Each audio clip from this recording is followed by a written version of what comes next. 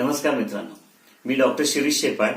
आज आपण या ऋतूमध्ये म्हणजे थंडीच्या दिवसामध्ये होणारे आजार याविषयी चर्चा करणार आहोत.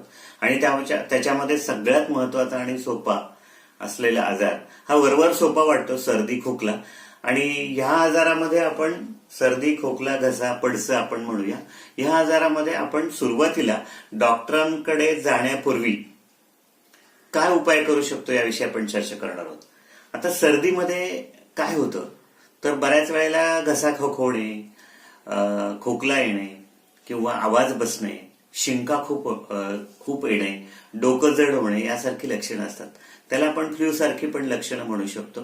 आता ह्या कंडिशनमध्ये आपण काय करू शकतो तर याच्यामध्ये सुंठीचा लेप करून कपाळावरती जर लावला तर बऱ्याच वेळेला डोकं जड होणं दुखणं कमी होतं. आणि त्याचबरोबर चहामध्ये आपण साधारणपणे 5 ते 6 तुळशीची पानं टाकून थोडं आलं टाकून तो चहा उकळला आणि तो जर आपण दिवसभरात 2दा घेतला तर त्यांनी सुद्धा खूप छान आराम पडतो.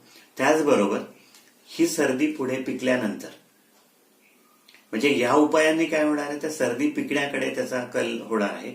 आणि सर्दी पिकणं म्हणजे काय तर तो कफ थोडासा घट्ट व्हायला लागणं, नाकातून शिंकरून ज्या वेळेला तो पिवळसर कफ बाहेर पडतो तेव्हा डोकं हलकं झाल्यासारखं वाटतं आणि बरं वाटतं.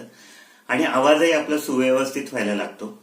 आता हा जास्त घट्ट झालेला कफ पुढे त्रास देऊ नये यासाठी आपण लिंबाच्या रसामध्ये साधारणपणे मध मिक्स करून त्याचं चाटण रिकाम्या पोटी दिवसातून 3 ते 4 वेळा घेतलं तर आपल्याला अजून हलकेपणा येऊ शकतो आणि सर्दी बरी होऊ शकते. त्याचबरोबर या उपायाने जर थोडंसं आपल्याला फारसा फरक नाही वाटला तर आपण काय करू शकतो तर त्रिकटू आपल्याला माहित आहे. त्रिकटू म्हणजे काय, सुंठ मिरी आणि पिंपळी.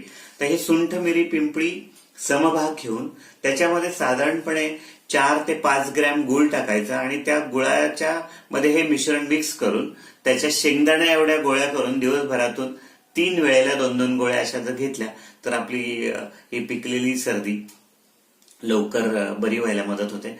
ज्या वेळेला नाकातून स्राव जास्त प्रमाणात बाहेर येतो ना तर अशा वेळेला आल्याच्या रसामध्ये मध टाकून आपण ते चाटण दिवसभरातून 2-3 वेळा घेऊ शकतो. त्याचबरोबर आपण तुळशीचा रस आणि मध असं एकत्र करून घेतल्यानंतर सुद्धा आपल्याला चांगलं हलकं वाटायला लागतं आणि सर्दी लवकरात लवकर बरी होते. मित्रांनो, मी तुम्हाला ह्या ऋतूंमध्ये जे होणारे आजार आहे हे तर सांगणारच आहेत, पण यापुढे उत्तरोत्तर आपण गंभीर व्याधींवर पण चर्चा करणार आहोत.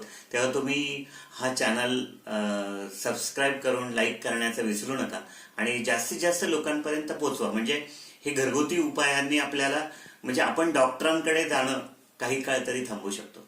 धन्यवाद.